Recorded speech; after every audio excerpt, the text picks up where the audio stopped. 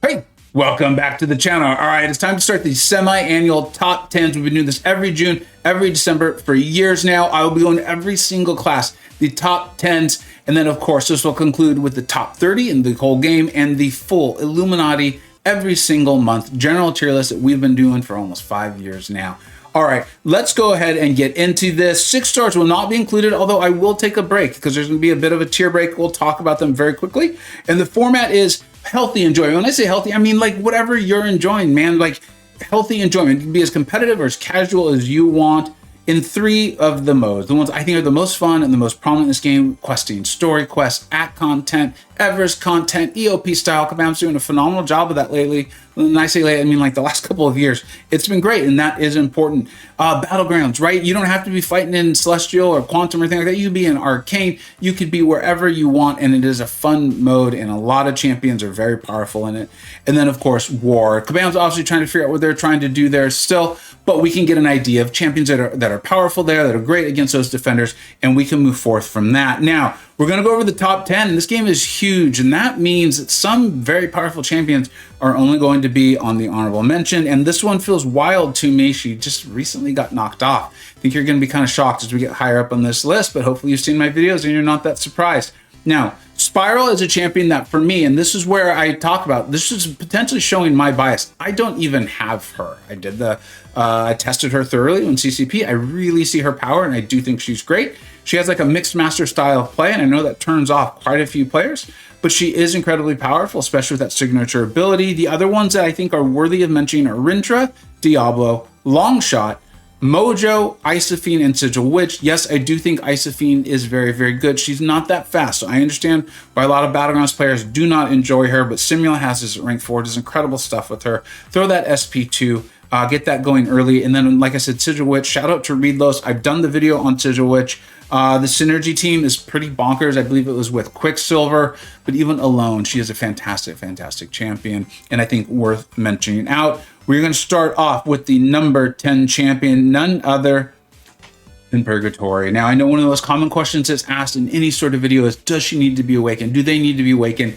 No, Purgatory does not need to be awakened. The vast majority of what she does is already in the kit. It's great, but like a lot of great awakened abilities, this is giving something powerful. You do want it. You do want this, and Escalating Sig is good. If you look at the 2 bullet points, if the opponent is knocked out while Demonic Rampage is active, their soul is instantly captured. That could be really helpful. If you play her in long enough fights, you don't need to worry about this. And if you're unfamiliar with her, she has this whole soul mechanic. You can see it on the screen here. When you fight a champion, you kind of get that, but then when you defeat them and you capture the soul and the signature abilities, adding a way to do that, you then take this throughout the fight. So obviously in like this new war format, if it is kept, she won't be quite as valuable, because one of the big things was like taking these further with you. People would use the skill soul to take out Deathless Thanos and things like that. As time went on and people got better with Purgatory, they found out they didn't even need that, right? Like Grastro, that MP Blades, and phenomenal players like that. And then she does have the neutralize capability. It only starts off at 10%, so it does take a while to get up there. Of course, in a game where hard counters are becoming more and more asked for, not getting up to 125% because of Serpent is an issue. That being said, she can still has, he basically has a 25% chance to get it if she's all ramped up. She even has an immunity. This is a fantastic champion. On my free-to-play Vega Prime account, she's been an absolute phenomenal MVP for me, a champion that I've taken up as a 6-star. Her 7-star availability is very limited. I think it was just a single sale. That being said, she is available as a 7-star, so we wanted to include her in this. Now we will talk about the number 9 champion, which again, I think shows the absolute strength of this class, because he is actually one of my favorite champions to play. I really debated putting him higher, but I was like, I need to be aware of my biases too, because I am still giving out advice on this, and it's none other than Werewolf by Night. The awakened ability is obviously fantastic. Does he need it? No. I did a full video on him, I think at rank 2, showing this is an unawakened monster, just doing tremendous things with him in Battlegrounds. But the fact of the matter is he can be phenomenal in questing and in war as well. His big use, when like there's fights that are just so absurdly difficult, often a lot of them have involved Photon, like in war, where his ability, and this is class disadvantage, mind you, his ability to gain power. We talk about that all the time. That's part of why Mystic is one of my favorite classes in the game, and why when we do the top 30s, you're going to see a lot of these champions is because they deal with power in every single fight, even if it is the absence of it. And one of the things that I really want people to know here is right here. I think a lot of people forget this. This is as immunities are becoming, I think they're growing, basically, what we value, what Kabam asks for in defenders and nodes. We're starting to realize, go back and see these sorts of things as valuable. Werewolf by Night is immune to heal block, and incoming poison suffered 90% duration. I remember when he first came in, I was like, yeah, I mean, that's cool, don't get me wrong, it's better than him not having those things. But with his ability to gain power, with his ability to do damage by hitting into the block, he's able to take hazard shift lanes or things where you really don't want the opponent gaining power. And then if one of the potential debuffs you could get is poisoned and you accidentally hit through, or he goes unblockable and you need to hit the opponent, the poisons are actually suffer a 90% duration. And then of course there's full lanes and quests that have heal block. So there you go. He's a phenomenal champion doing massive damage. One of my favorite ones to play. The thing with him, and reason why he's not higher up on this list, is I tend to like my champions who have hard counters, or you'll often hear me call them like a soft counter. I think there's very few hard counters in this game where they just absolutely embarrass the defender. It's a series of soft counters, right? Some degree in there. He's very often not that for anything, but he's so strong as a generalist that he's still holding in there. But when I looked at the other champions above him, I was like, they're hard. All right, let's go and move on to number 8, which is another one of my favorite champions in the game. Really struggled to not put her higher, none other than White Tiger. Depending on when you see this, you may have seen the most recent showcase for me of my rank 3. She is absolutely ridiculous. This is one of the most fun champions to play in the game. Like literally with Werewolf by Night, do you need her awakened? No. Is it helpful? Yes. Like everything else we've talked about, I think if you actually get her to like Sig 200, she probably has some defensive threat in Battlegrounds, because that power gain at the end of the fight is going to get incredibly high. One of the things to remember is she actually has immunity to nullify. It feels like the game's not asking for that as much out of unusual classes as it once did, right? Like Gallon got a lot of prominence due to that too. But when it comes up and when you need a Mystic champion, here she is. Here's your one. Here's the gal that's got it. She has her Fury buffs. Those are incredibly powerful for her. And then not only does she have the power steal, but one of my favorite things about her is this whole thing off the special 2, where she places the bleed. And when that happens, the opponents cannot heal, and any healing they would have gotten comes to you. It is not technically a heal block, but it is a great way to heal back up if you've made some mistakes. There's a lot of intercepting that she's involved in, or, just topping back off. In Battlegrounds.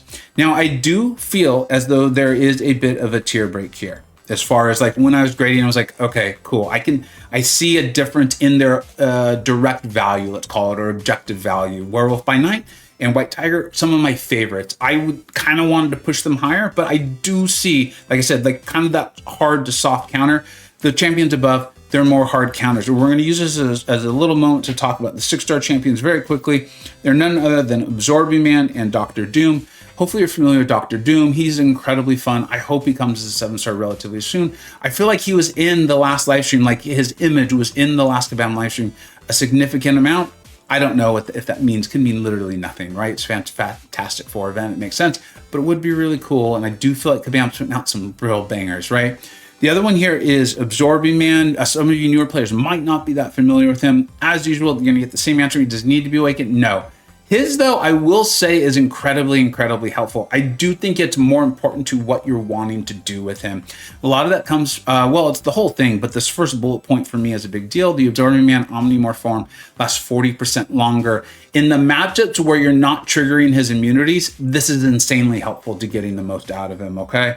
If Doom and Absorbing Man were available as 6 stars, they would definitely be in this top 10. Both of them easily in this top 10. Where exactly, hard to say. As we've seen with a lot of champions that have come out over the last year as 7 stars, myself and the Illuminati have had to go back and really test them and play them as 7 stars. And some of them we found out more valuable than maybe we originally thought they were going to be. And some of them not quite as much. Still valuable, but maybe not quite as much. And that's why a lot of that is just prognostication. I'd love to find out soon though. Kabam, if you're watching, maybe send them our way. I think the game can handle it. Y'all are putting out a pretty strong game. Have some confidence in it. I love it. All right, now let's move on. The number 7 champion for me is the Hood.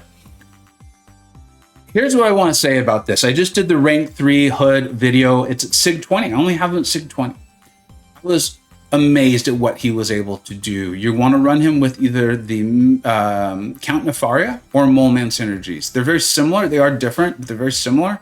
They're fantastic. The synergy is actually really helpful for Count Nefaria as well too. If you don't know what I'm talking about, watch that. I did a short on it too. It's great. I know a lot of people liked it. I think if your Hood is at SIG 200, you could push him up. I really think you have an argument to push him up. And remember, for me, this is like the final tier. So I think there's a strong argument for all of these champions being the best in the game in this class. As the game grows and there's more asked for these soft and hard counters, I think we're very rarely going to have a definitive best though. So let's just keep that in mind for really the rest of the series. He has this bullet mechanic, and like I said, Nefaria and Mole Man are extremely helpful with that. One of the things that gives him incredible value is not only his invisibility, it does act oddly, right? Like we've shown that with specials and things like that. They have it count down. It starts with like 120% and then gets down to 100. So you've got to be very mindful of that. It is a buff, so it can be nullified and things. He has the stagger, which is incredibly helpful off the critical hits. And then it's the SP2 with the Fate Seal. The birth really, or the intro into the game of Dark Phoenix, I think was very helpful in you wanting to rank him up and feeling like it wasn't just like a particular thing, right? There's another big bad cosmic defender that he is excellent for. Not the best for Serpent, but obviously very, very good. I think he's a powerful champion and good in all the modes that we just talked about. Coming in at number 6, again, this kind of surprised me, but it goes to the strength of this class. And for me, it comes to, and we're talking about Shothra for those who aren't staring at the screen right now, it has to do with the fact that while right now I do think she's possibly one of like the top 3 Battlegrounds champions in the Mystic class, okay? But this isn't just Battlegrounds, right? Her playstyle isn't risky, and as you get used to it, you can play her very conservatively, but then the fights are going to take longer. She has the whole hold heavy and the power steal. And then she has, I don't know if it's actually called atrophy, but it's an atrophy-like mechanic. Once you get it up with your SP1, you pretty much keep it up the rest of the fight as long as you're throwing specials. Her power steal is so strong that you're throwing a lot of specials. No one's really immune to what she does. And the reason why I have her as low as I do, because I know a lot of people are like, dude, how do you have her at 6? And I'll tell you why, is I feel like right now atrophy is being asked a lot, right? Like it's great for Serpent. It's great for the Phoenix champion, right? She's not bad for Deathless Thanos. And so I do think that gives her a lot of like in the moment power. And I trust me, I am not predicting that she's falling off. I'm just saying that I think some of the other champions that you're gonna hear have a little bit more of a what I would consider to be a hard counter in their kit to like the game in general. I think she's phenomenal. She's one of my favorite champions to play. No one's immune to her bugs. This champion class in Mystic is particularly strong, and a lot of them are going to show up in the top 30. But for me, she comes in at number 6. Now we'll move on to the number 5 champion, is none other than Juggernaut. Now, of course, in Battlegrounds, in the meta that doesn't cancel him out, he's possibly the best Mystic champion in the game, although I think the way they're adding the protection stacks and various buffs, I do think that probably moves over to Shothra. That being said, you cannot deny how incredibly powerful he is. He's actually very good in questing too.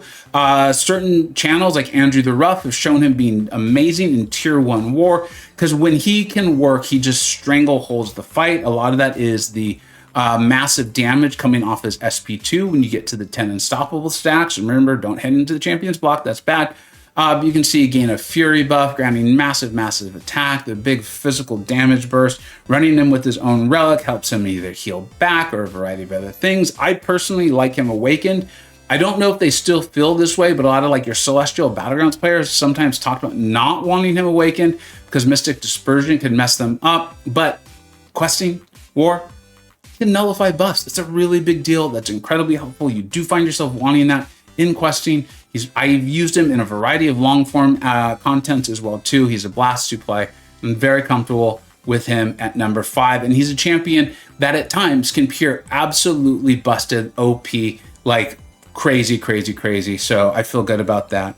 Coming in at number 4, and this one's hard for me because if you followed my channel long enough, you know that, that's an America Chavez action figure. I came into the game really loving this character from a variety of shows and things like that. She wasn't the best in the Multitude of Madness or whatever it was called, but that's fine. Maybe they're going somewhere with that. I hope they're going somewhere with that. But we're talking about the game, right? No one can control ability power rate like America Chavez. Nefaria tries, but he still even relies on some stuff. America Chavez just has to land her heavy. She just has to land her heavy. I've done so many videos showing you don't even need to stun, right? Keep an eye out for a short against Red Skull. I've done videos. Every 4th of July, I now do a series of videos of just like how amazing and powerful she is. I feel like the game has grown, right? And outside of that being ability power control, she doesn't hard counter anything. She can reduce the potency of buffs and furies and I think armor ups and even pierce, I think it is as well. She's a decent defender, but there's more and more science champions and like even Prowlers, one of my favorite answers to her in Battlegrounds.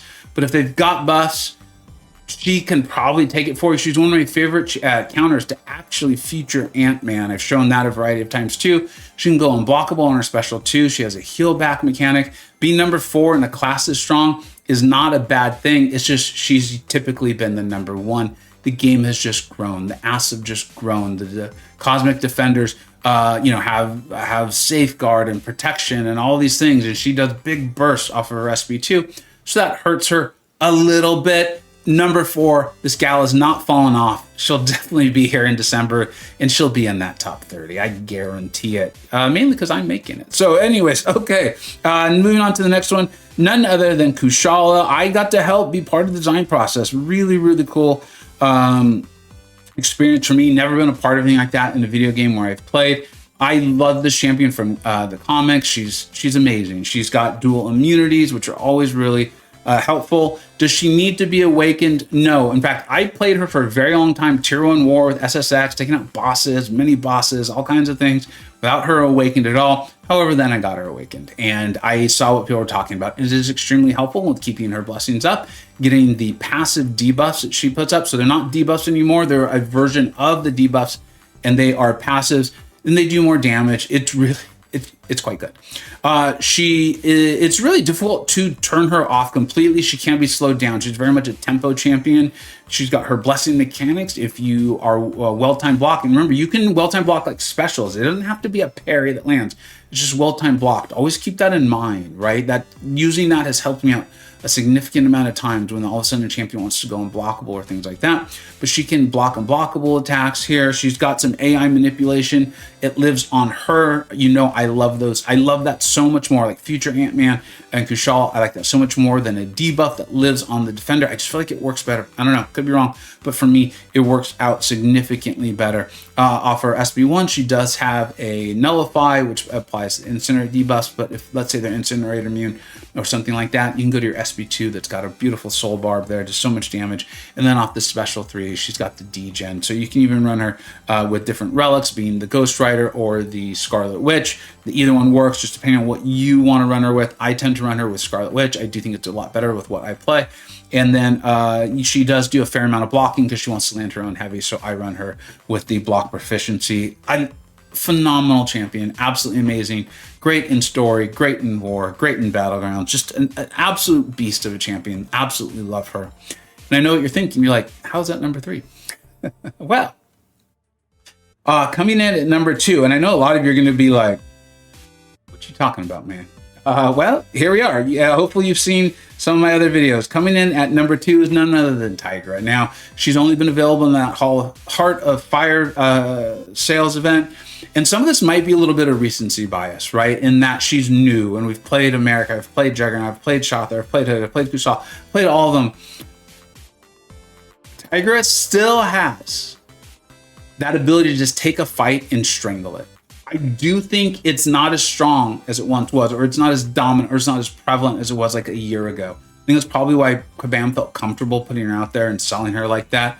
She still has a tremendous amount of value, right? She's got the Neutralize, which is one of the strongest in the game as far as her ability to keep it up. It's at 100% potency. We've seen like with Serpent that sometimes buffs can go above that, right? And I think that's something that Kabam's probably going to work in.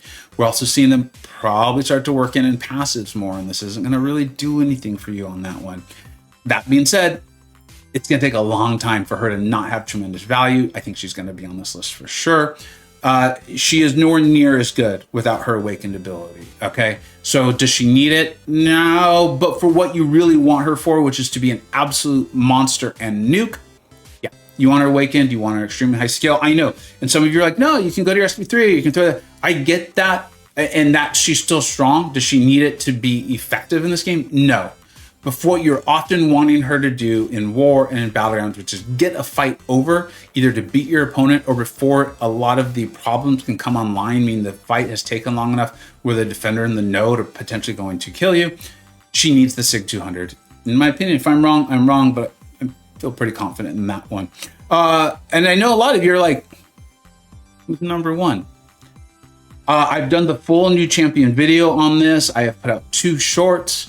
I fully mean this. In a game that is often asking for at least a soft counter or not a hard counter, Nico Minoru thoroughly tested, guys. I spent a lot of time playing her. I've done the new champ video. I've done the short. I usually start off very, very conservatively.